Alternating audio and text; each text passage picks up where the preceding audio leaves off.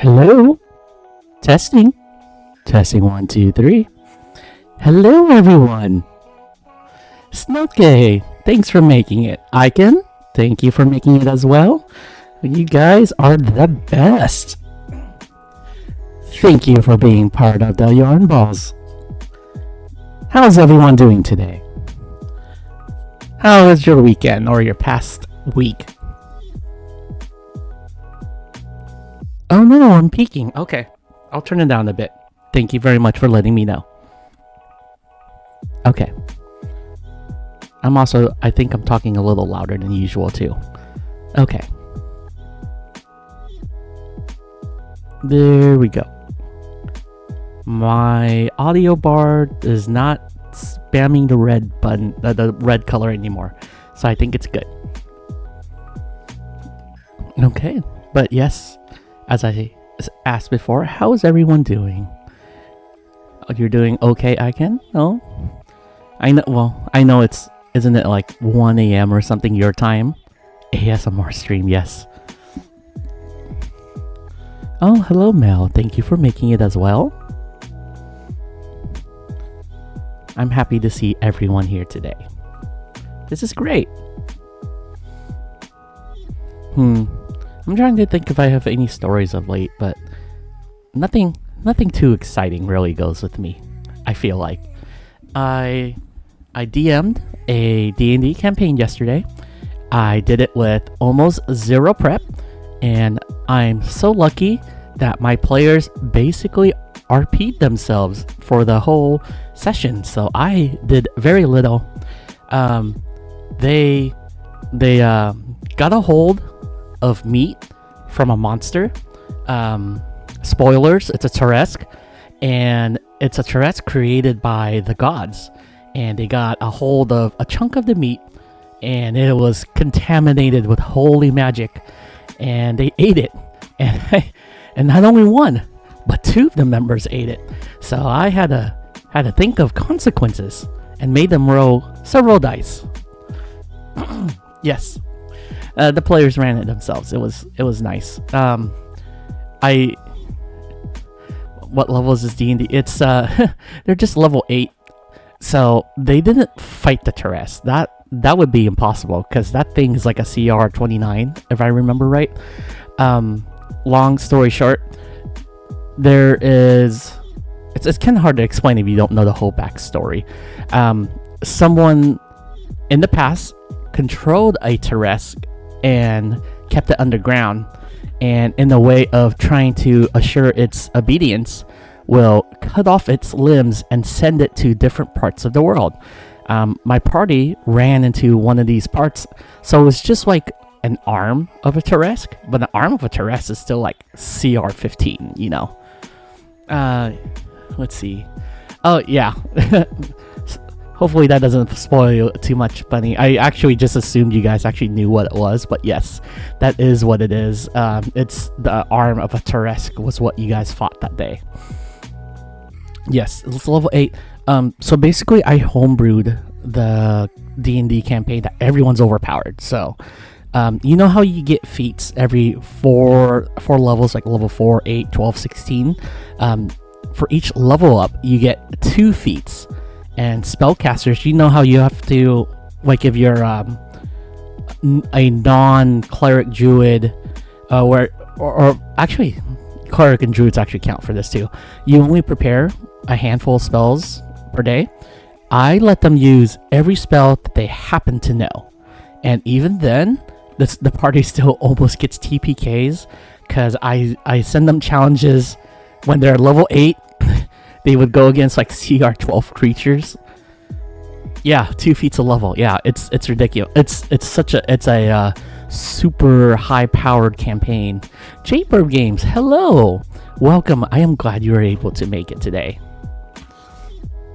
Yeah, it's not 2 feats per level. It's 2 feats when you usually get a feat. So I've been having fun with that campaign. It's good. I see them only once a month. Basically, because of my health, I could only handle so much, and more feet. I'm doing an OnlyFans with my feet. my yarn feet. So it's just threads of yarn, I guess. Yeah, so that's what it is. So I do that once a month. I did have 2 other Fabula Ultima campaigns. I really like Fabula Ultima. It's I've mentioned it in the past. It's a TTRPG that's to simulate JRPGs. It has interesting things like when you do initiative, it's not like D&D where you roll in order. You actually roll to see what team goes first, and then it flip-flops. So say the party rolls higher than the monster, then the party picks one person to go first, then the monster goes, then the party goes, and there's no set order. But the strategy here, because there's no grids or movement, which I actually think grids and movements a pain in the ass, the tactic instead is trying to order your team. So sometimes you'd be like, oh, okay, this tank person should try to go first to provoke. Or, oh yeah, our mage here has a debuff. We want to get a debuff in them first. And then maybe you want your damage dealer to go last once everyone's properly debuffed. So it's pretty fun that way. I also like it because it's the leveling, the way you level your characters is pretty fun. You have 20 different jobs, kind of like in Final Fantasy, but they only level up to 10, and you have a total character level of 50. So in this case, you kind of actually have to multi-class, and you pick and choose, and you could create almost any concept that you could think of.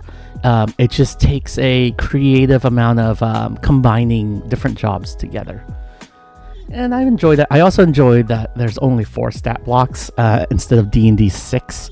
There's might, dexterity, insight, and willpower.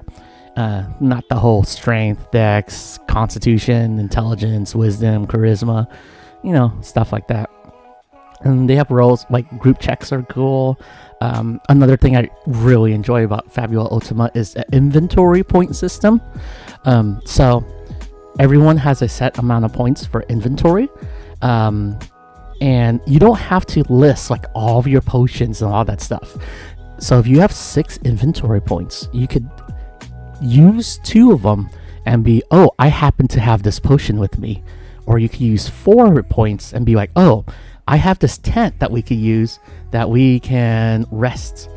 And so you happen to have items with you based on what points you have. So you don't have to list. It's not like D&D. You like, oh, I gotta make sure I have 10 rations and I have a torch and blah blah blah. Inventory points kind of take care of that for you. And my favorite part of Fabula Ultima is what they call Fabula points.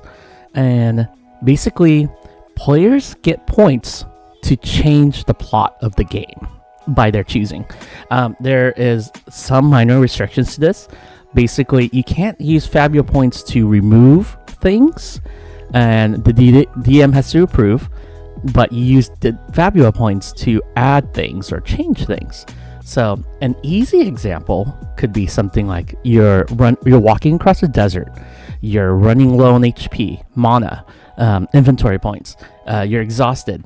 A player has a Fabula point and be, hey, I think we should randomly meet a merchant in the middle of their travels, and then a merchant will just appear right there. You could also use Fabula points for the usual add like +2 to your rolls, or just do re-rolls. You could change things to the plot and be something like you meet this king, and someone could invoke a Fabula point where they're like, hey, by the way, I should be the long lost son of the king, and bam, it just happens. Exactly what Mel says. You get plot point twists. And then another way it also relates is when you do a critical. Critical in this game is when 2 numbers matches. So if you roll 2 8s, that's a critical. It's not like D&D where you just roll more dice. You get a whole list of things you could do.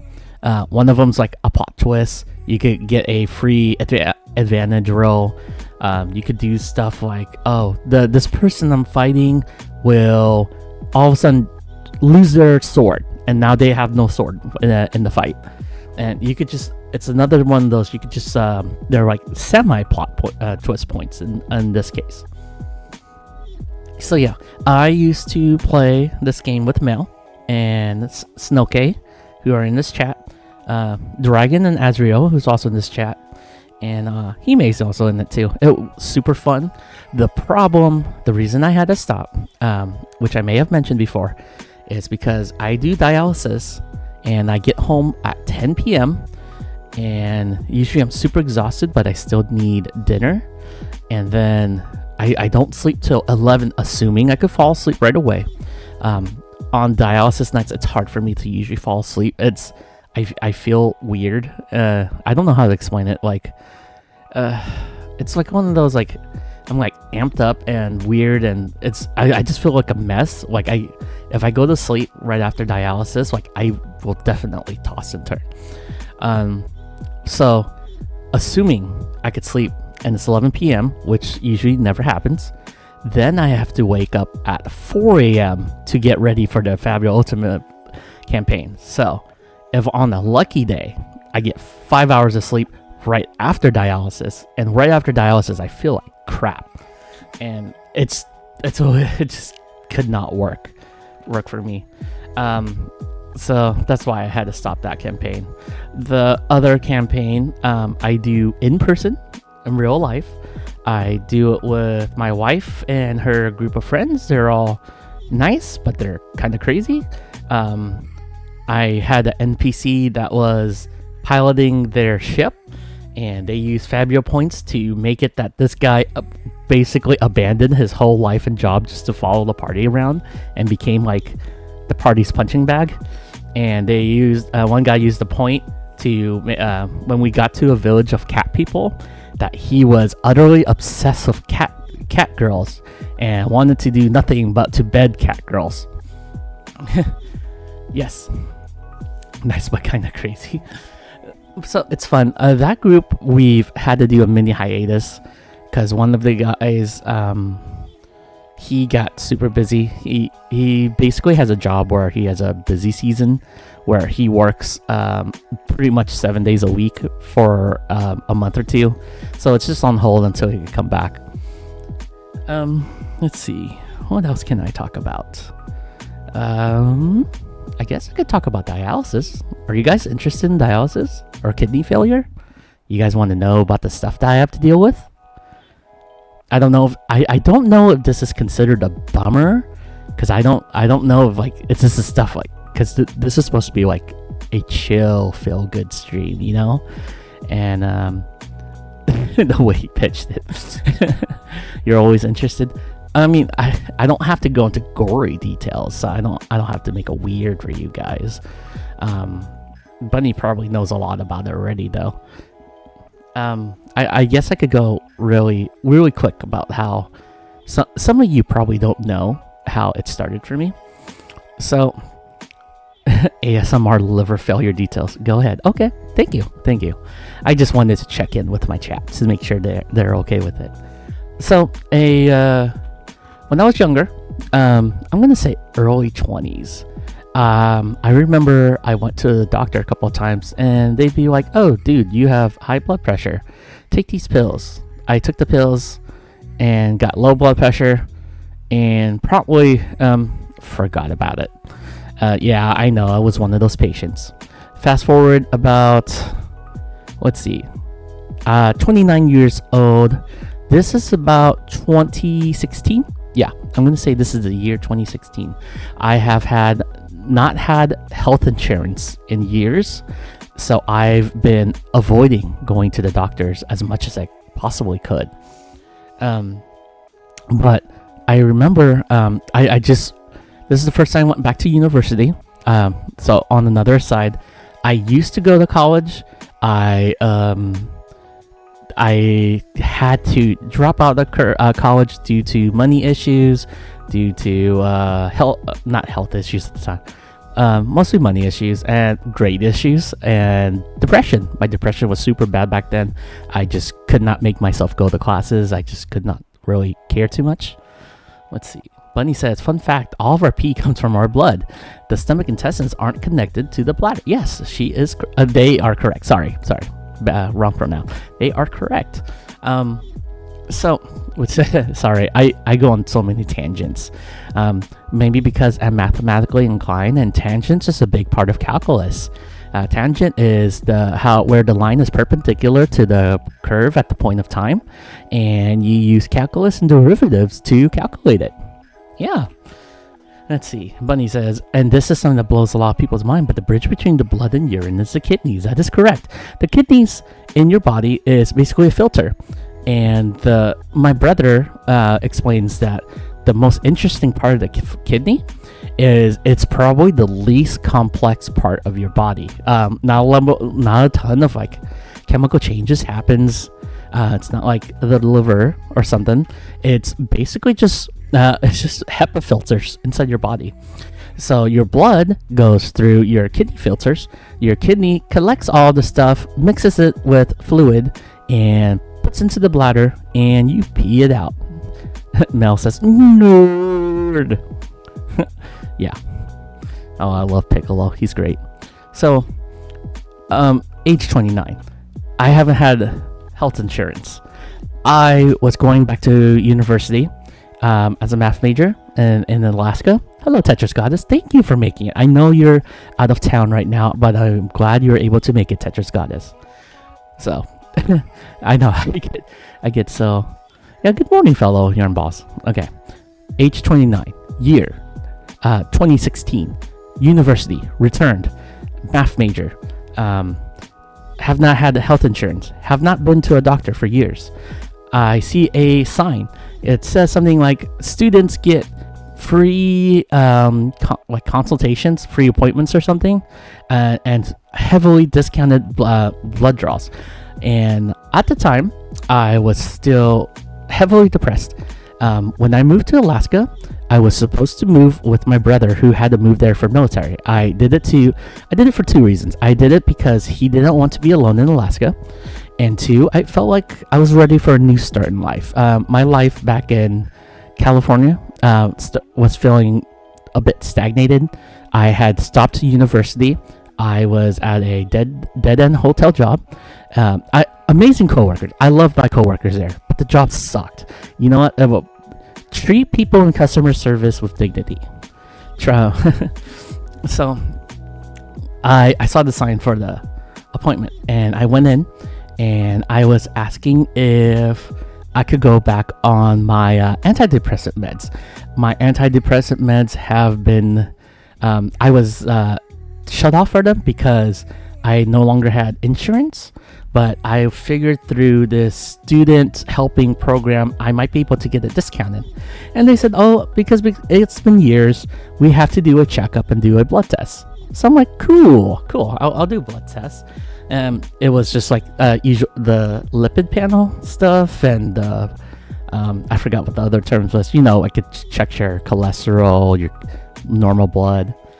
Let's see. Bunny says coworkers are the only reason to do low-paying jobs. It's true. It's really true. The low-paying jobs is the only time I really feel camaraderie with my workers. I mean, I even had a work wife back then. Two, actually. Different story. But in my now decently paying job, I do not give a shit about any of my coworkers. I just want to go in, do my job, get the heck out of there. Yeah, well, I considered you one of them. You probably know who the second one I'm talking about. Yeah, I don't want to name IRL names, especially for people not in the stream. I didn't cheat on you. You know who it was. What was I saying? Okay, so blood tests, and one of the tests is I believe it was to check your protein, and my urine at the time was extremely foamy. I didn't think much of it, but apparently that means a ton of your protein is being dropped into your urine for some reason. The other thing is they have something called I always forget what it's called. It's like albumin, and something like the max that you're supposed to have is like 5. I was at 20. I was like off the charts. Like the machine that reads the blood test, like I maxed it out, so it was probably higher, and they didn't know. So at first, my doctor's like, "Oh, something has to be wrong with this test because these numbers are numbers of a person who is dying at the age of 80. This can't be right." So I took another test, and if anything, the numbers were actually higher the second time. Oh, thank you, Touches Goddess. Medical neglect into maxing out the testing equipment gang. Yep. So my numbers were off the charts. I still didn't have insurance. So luckily, she connected me with this program that helps people in monetary need to get medical assistance. And I did all that fun stuff. And this is back then when I didn't have a car, and I had to use a bus in a city that has extremely poor bus systems. So a yarn wearing clothes, is that yarnimalism? No, wearing is not the same as eating. And then Rocky told me don't be Bobo, which is funny because he's Bobo. Bunny saying, to be fair, I told my hospital what was wrong with me. They weren't going to check my thyroid until after I told them. Whoops. So I had to do, and then I eventually made my way to a kidney specialist doctor, and they're like, "Hey, yo, we could start you on some medication now, but the only way to really understand what's wrong with you is you have to do a biopsy." At this point in my life, I have only had one surgery back in 2010 to get out my gallbladders. The idea of surgery frightens me, which is, funny enough, it still frightens me. And I just did surgery number 20 back in November. And even after 20 surgeries, I still get super anxiety about my surgeries. So let's see. I keep getting distracted. So I had a biopsy. If you guys don't know what a biopsy is, they get a long needle so they give you local anesthesia. Local anesthesia is the kind where they give you let's just say juice in your IV that makes you loopy, and you don't feel as much pain, but you're not asleep, so you're awake. For most people, they lose their memory because your short-term memory is shot when you're under local anesthesia. I have the I don't even know how to explain it. The luck. Let's just say the luck. I have the luck where I remember everything in local anesthesia. I remember my surgery. So I was on my tummy, and they stuck a long needle into my back. They showed me the needle first for some weird reason. I'm sure it's freaked me out.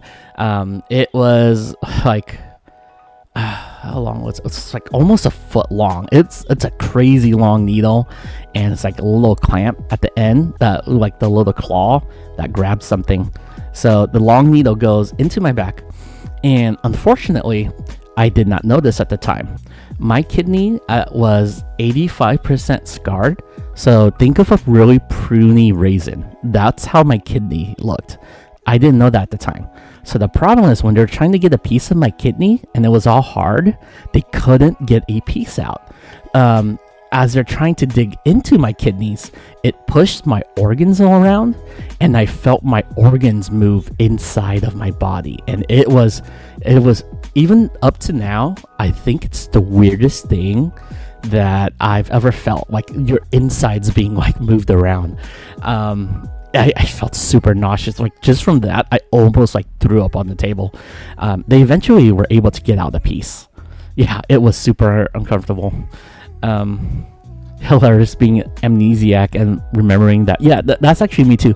I am also partially amnesiac for maybe mental protection or something. I actually do not remember high school very much. My friend Rocky was in high school with me, and he remembers stuff that I don't remember at all. Anyway, so they finally got a chunk out of me, and the problem when you do a kidney biopsy is because they went in such a delicate part of your body. Once they pull the needle out, you have to stay on your stomach, or No, you could be on your back, but you can't move.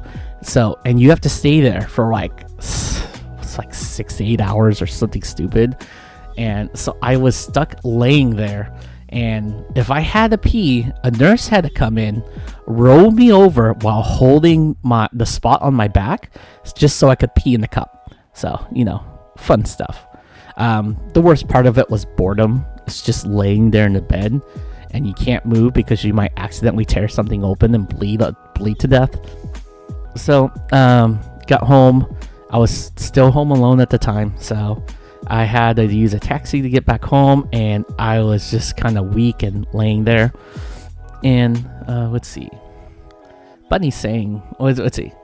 Let's look at chat saying. Sounds so uncomfortable by Bunny. Yep. Mel also doesn't remember a lot of high school, so it's not just me. Did your insides get all rearranged? I don't know, but it sure felt like it. Bunny says, oh, do you remember so-and-so? Mom, I don't even remember 2017.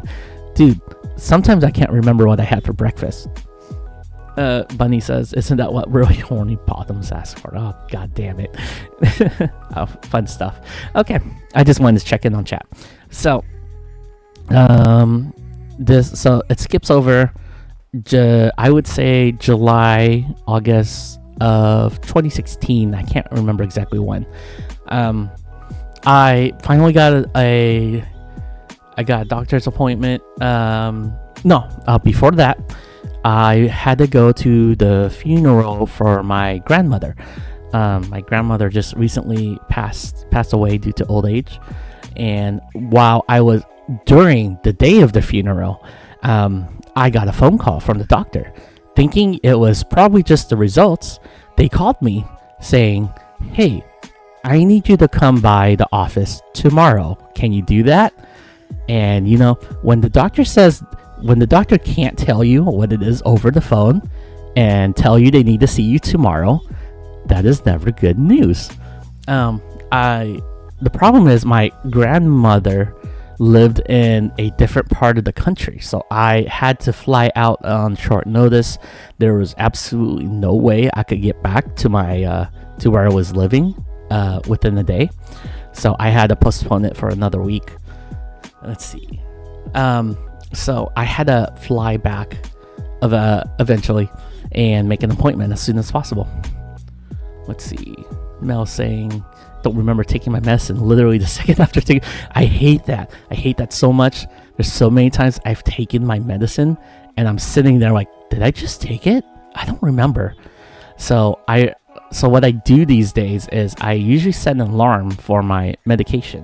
So I know I took it because the alarm rang. Tetris God says, yes, I remember her funeral and you getting the phone call. Yes, yeah. Bunny says, yeah, the come in tomorrow calls are never good. It's not. So I eventually came back into the office, and when I got there, the doctor I was seeing was already talking about, with dialysis, there are two options. There's hemodialysis and peritoneal dialysis, and then we can talk about the kidney transplant. And then here, I'm sitting here like, why are you talking about dialysis? I don't even know what dialysis is. What is kidney transplant? What's going on? And then I ask him, wait, so does that mean my kidneys were bad? And he's like, yeah, 85% of your kidneys were scarred. You have 15% kidney function. You are at stage 4 kidney failure. There are 5 stages.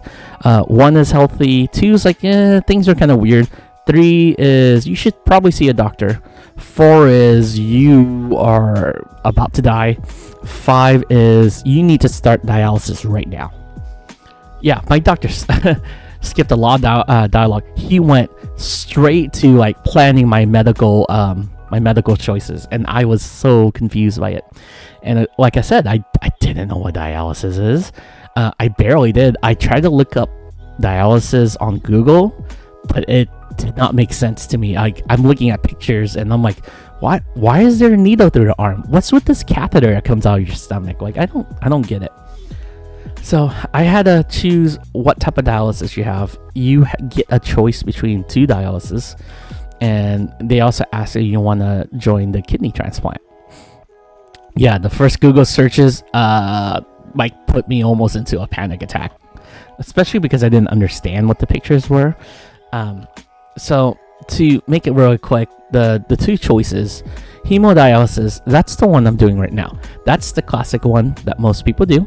You sit in a chair, you get 2 needles. So you guys probably know like IV needles, or the needles they use to draw your blood.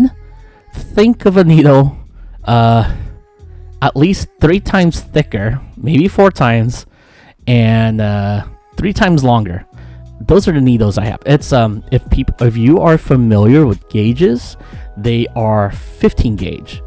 IV needles are like 20 or something. But in this case, the smaller the gauge is, the bigger the needle is. If you knew what like a tattoo needle, it's like a much bigger number. It's nowhere near 15. But he says, I think you'd be in a panic attack if you then knew everything you went through in the last year and a half. Yeah, I know. Tetris Goddess says, sorry, I gotta run. Yeah, I know, you're out of town. Thank you for stopping by, the Tetris Goddess. I really appreciate it. Okay, so hemodialysis, you also need a surgery to get a fistula. A fistula is when science uses and surgeons combine your arteries and your veins to make your veins super big. The problem is, let's see. I think you're right, Bunny. I don't remember the exact sizes, but I think that's what it is. I'd have to Google it later. So you need to create a fistula. So you need a really big. It's because the size of your current veins and arteries is not equipped to have a dialysis machine run blood. My numbers are 400. So if I remember right, that means 400 milliliters of blood per minute, maybe, goes through the machine. So that means the blood goes incredibly fast. So think of like a road. My road in my veins and arteries have 1 lane.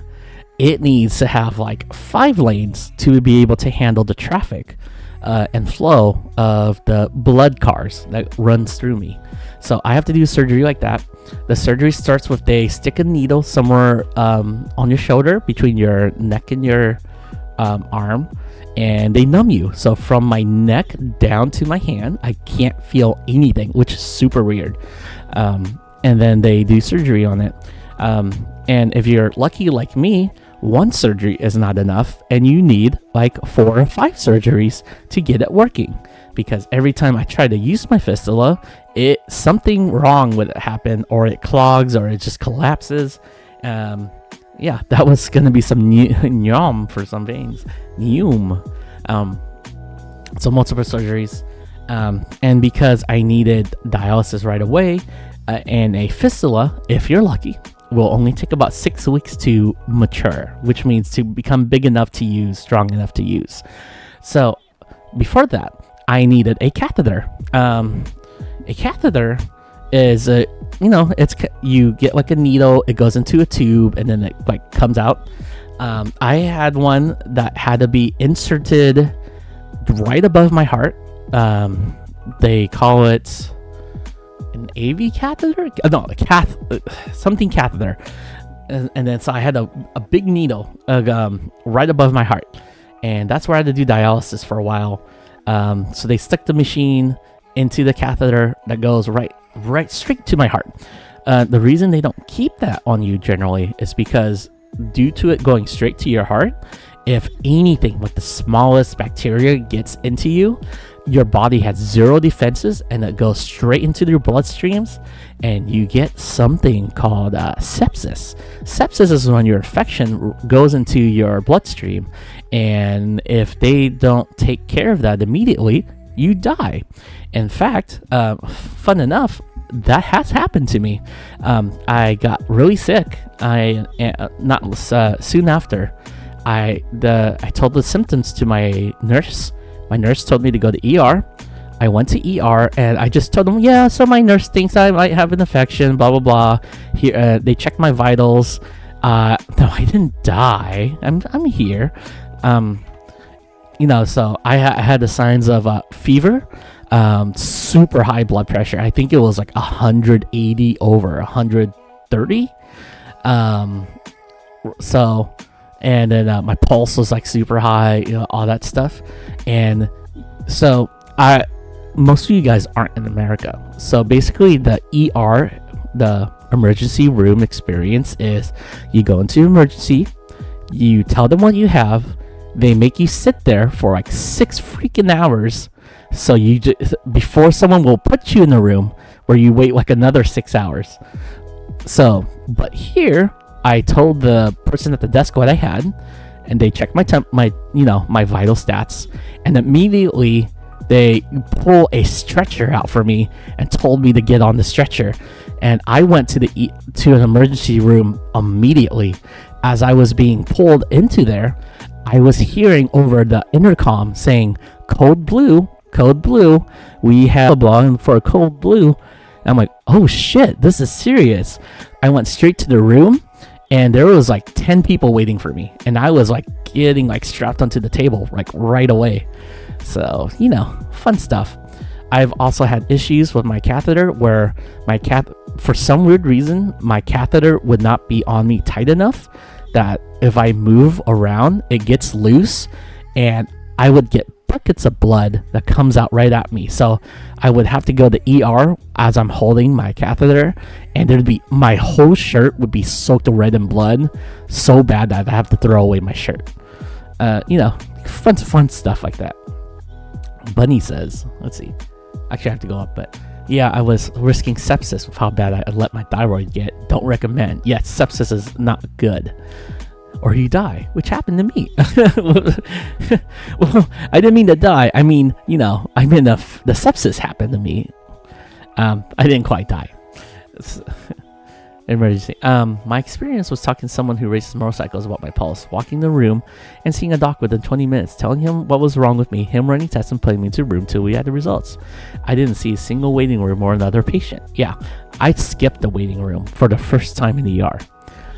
Mel says, lethal, talking about scary med issues with a chipper voice. Fun stuff. It is fun stuff. So, what I do is for 3 days a week, Monday, Wednesday, Friday, I go to my center. I get put onto a chair. They make sure everything's all clean and ready to go. They take their tools out. They poke me with 2 needles, and I sit there. And the problem is, once you have those 2 needles lodged into your arm, you can't move that arm. It's because if you move the arm just a little bit, it will get loose and you will have a ton of blood. So you remember how I said I had to enlarge my my fistula, my veins, to become really big with the more highways for the more room? The problem is if you poke holes in it, your blood sprays. It sprays extremely far and at high velocity. So I've had that happen before where my needles got loose or something went wrong, and it's I would squirt, like the movies, the live action movies like Kill Bill, where blood is over the top and it sprays like a water hose. That's seriously what happens to me. It's a water hose that comes out of my arm. That's how fast my blood is moving. Yep, no moving around. You should probably get a nice little yarn home then. Trash is no place for avoiding sepsis. Yeah, as long as it doesn't get in my blood, I'll be okay. Yeah, well, maybe if I could make some of that Twitch cash, maybe I can finally upgrade to a tiny closet room in an apartment. That'd be great. So that's basically what I do for dialysis these days. So I have the reason I have 2 needles, because I need one for my blood to come out and one for my blood to go in. It's a constant cycle, because if they just take my blood out, I would assume, based on my calculations, in 30 minutes I would have 0 blood in my body and I will die. So they have to cycle it as a filter. Blood comes out, blood goes into a filter, and then blood goes back in you. and you do that for 4 hours straight. It's exhausting. You wouldn't think it is because you're just sitting there. I've had people who don't know better be like, "You're so lucky you have this sickness. You could just sit and watch movies and TV for 4 hours and no one could say anything about it." Well, bitch, one, it's uncomfortable as fuck. So it's like having your arm still when you can't move. It's terrible. Mentally, the first month or so drove me nuts. I hate being stuck, sitting still. Like, I can't even stand driving a car for an hour, and you're telling me to sit there for 4 hours. I was going mad. I was getting antsy. Like, I'm the one of those people, like, if you tell me to do something, I want to do it. You tell me I can't move, all I obsess over for the next 4 hours is how I want to move. Yeah, I know. People who don't know, people are trying to comfort me, say stuff like that. They're like, "Well, if you're sitting there, you could just catch up on Netflix stuff." It's easy. The other problem is, unsurprisingly, but no one thinks about this, when you lose blood, you get lightheaded because most of your blood, a lot of the blood that gets removed, I guess if you're sitting, the best way to think of it is, like if you're sipping water through a straw, what part of the water goes away first? Even though the straw is at the bottom, the top part goes away. You know what the top part of my yarn ball is? It's my brain. So you lose blood to your brain, you get super lightheaded. So I get the combination. I want to run around. I get lightheaded. So I usually pass out. Not pass out, luckily, but like fall asleep. I will fall asleep within like 5 minutes of having the machine connected to me, but it's not restful 5 minutes. So you can't even be like, "Oh, you're just sitting there and sleeping for 4 hours. It must be a nice nap." No, it's not. It's uncomfortable because you're stuck to a chair. You can't move your arm and you're lightheaded. So you fall asleep for maybe 20 and 30 minutes and then you're just woozy. Like you wake up. You know the feeling when someone shakes you awake in the middle of the night at 3 a.m. and you're so groggy that you're awake, but your brain no worky? That's me. That's me for like 4 hours. I'm like in this weird dazed state. I've tried so hard to watch shows. Sometimes I can't. There are some days my brain can handle it, but most of the time I'm like dazed. If I'm watching a show, it'll be like 5 minutes later, and then I realize I have no recollection of what I watched. I do not even know what I'm watching right now. I've tried like podcasts. I've tried reading. I've tried stuff like that, and you're just so out of it. Like you can't take in information. It's like really tough, and it's hard. It's also hard to sleep because they keep the center so cold because the techs and nurses have to be really suited up to not spread infection. So they get like all hot and sweaty, but the patients get all like really cold. And the other thing is there's really, really bright lights. It's you've ever been in like one of those like surgery rooms? Well, most people probably haven't. You know how those lights are super bright and super in your face? I have that. And the thing is, I can't wear an eye mask. I can't use my hoodies to cover my eyes because they said they need to be able to check in on me to see if I've, like pass out, like completely out of it. So I'm allowed to sleep, but I'm not allowed to cover my eyes. So super bright lights and it's uncomfortable. And I just try to put on my headphones. I try to listen to music and I try to just vibe as much as I can. And sometimes that's hard too. I have like weirdly shaped ears, I assume. I have two sets of headphones. I have like the regular over-the-ear headphones, and then I have the earbuds. It's because for some reason I can't wear headphones for too long. It hurts my ears. It gives me a headache, so I have to switch between the two. I'll wear the over the ears for an hour, then I switch the earbuds, and the earbuds hurt because it's not like shaped quite right. So then the inside of my ears hurt, and then I switch, so then the outside of my ears hurt. Yeah, get migraines every time. Yeah, I do. Yeah, I don't. They're such nice earbuds too. They're really. I sprung for like expensive ones. They're both Samsung Galaxy. It's like a Samsung Galaxy earbuds, and the other one's like a Sony XM3000. They're noise canceling, which is good because the other thing is the dialysis machine is situated right next to you, and it's loud. It sounds like you're in a factory. Let's see what chat's saying right now. I want to take a break from my stories. Mel says, like, who says this stuff? Kay says, bleeding machine gun girl style. That's hilarious. Yeah, it really is.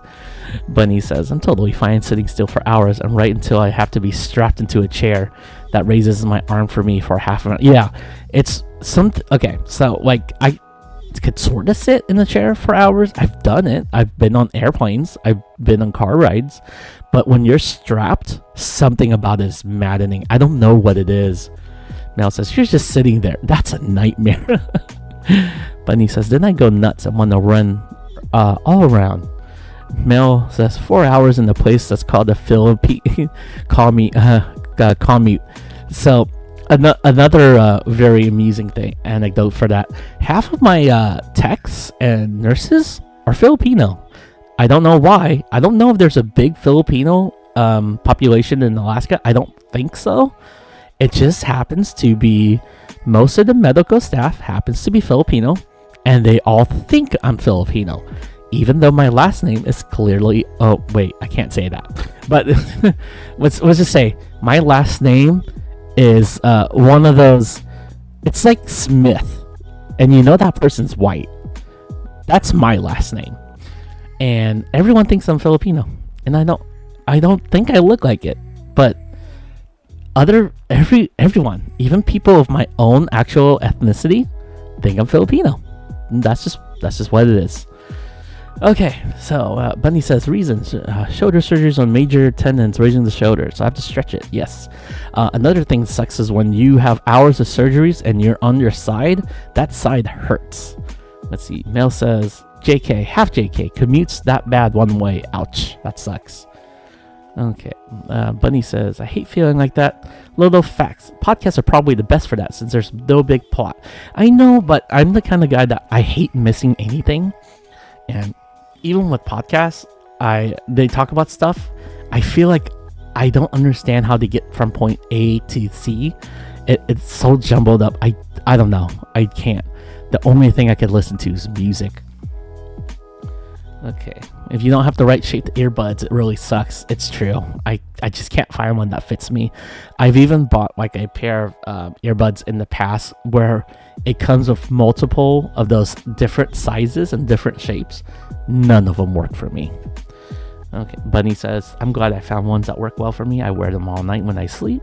I think we have the same earbuds and earphones. I know we have the same headphones. I just have a newer model. I don't know about the earbuds, but I would not be surprised. And then Bunny says, yep, we have the same ones. Both are super comfortable for me. Rip. Mel says, I imagine it's difficult to find earbuds for a ball of yarn. It sure is. Bunny says, what a place to move to. Mel says, oh, yeah, a lot of Filipinos go into nursing, especially during our time generation was going to college, so they can migrate. That's actually, that's probably what happened, because I think most of them are not from here. Bunny says, yeah, whenever I see that last name, I'm like, hey, I know where you're from. Mel says, I told you, we're siblings. The Filipinos know. Mel says, usually Filipinos are better about identifying fellow Filipinos. It's something about my skin tone, is what they tell me.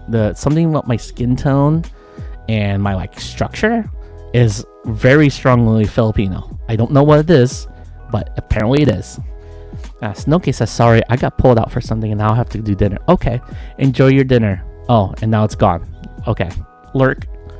We're back. Yarn disappeared. Oh, I disappeared? Shoot, I didn't know I disappeared. Everything okay, guys? Because I'm looking at my stats and they look just fine right now. Let's see. Well, how much did I talk about? What's even missed? Oh, well, I've just been reading chat. Okay, let me see my numbers. Looks good. FPS, average time. 0 drop frames. That's always good. My speed looks good. Live recording. Okay, most of it's caught. Okay. So basically, that's what I do for dialysis. It's a lot of. It's just for a few seconds. Okay, that's good. It's just a few seconds. So that's my dialysis. And I've done that for about 2 years now. 4 years I've done peritoneal, and they stick a catheter, also requiring surgery, where a tube goes right into your stomach lining, and they turn your stomach to a big kidney. They fill it with tons of juice. Roughly, I had 3 liters worth.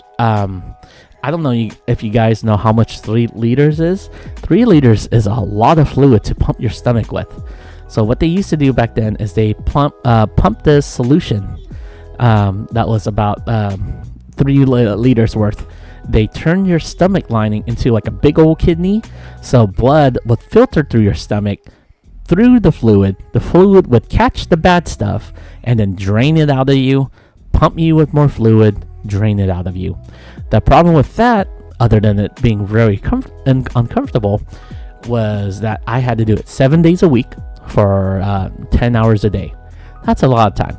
Luckily, you could be asleep during it, so about 8 hours or so I was asleep for it.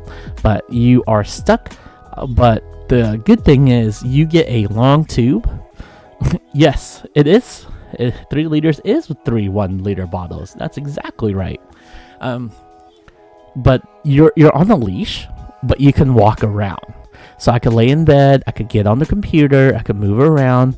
My line was just long enough to reach the bathroom, and I was fine.